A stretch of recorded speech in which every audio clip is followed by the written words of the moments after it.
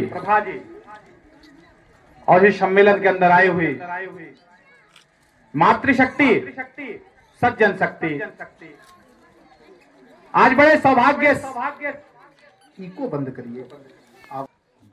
हम सब उस पूर्वज की संतान है जिसने अपने धर्म के लिए, अपने सनातन के लिए, उस सनातन को, उस धर्म को यहां तक लाने के लिए लोगों ने हर समय अपने खून के कतरे को बहाया है। तब यह हिंदू धर्म आज दुनिया के अंदर अपने गर्व के साथ खड़ा है।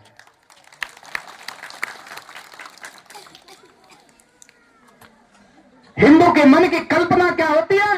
सर्वे भवन्तु सुखिनः, सर्वे सन्तु निरामया, सर्वे भद्राणि पश्यन्तु मां कश्चित् दुःख भाग् भवेत्। हर हिंदू के मन की कामना होती है सभी लोग सुखी रहें, सभी लोग निरोग रहे।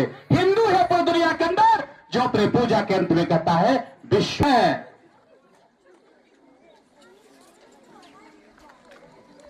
हिंदू का नाम पराक्रम है, हिंदू का नाम सत्य धर्म है। हमारे पूर्वजों ने करके दिखाया है कि स्वप्न के अंदर अगर सपने में दान दे दिया तो दान दे दिया। राजा हरिश्चंद्र, इतिहास के अंदर ऐसा नाम नहीं मिलता साहब कि सपने में देखा कि पूरा राजपाट दान दे दिया तो पत्नी भी बच्चे को भी छोड़ करके स्वयं घर से निकल करके शमशान घाट पर खड़े होकर के डोम का काम करने लगे। ये सत्य धर्मनिष्ठ हिंदू धर्म के अंदर ही है। इतना ही नहीं तो पराक्रम अगर देखना है तो हिंदू धर्म सनातन धर्म के योद्धाओं में देखने को मिलेगा। हमारे पूर्वज कौन है? तो प्रभु राम। जब प्रभु राम के जीवन का दर्शन करते हैं तो ध्यान में आता है तो राम जो राजा दशरथ के कुल में जन्म लिए थे, चक्रवर्ती राजा थे जिनकी चारों दिशाओं में ढोल बजता था, डंकार बजता था, लेकिन पिता की एक आज्ञा में उस राजपाट तो प्रभु राम का जन्म हुआ। थोड़ा बड़े हुए विश्वामित्र गए राजा दशरथ के पास और कहे मुझे आपका पुत्र चाहिए।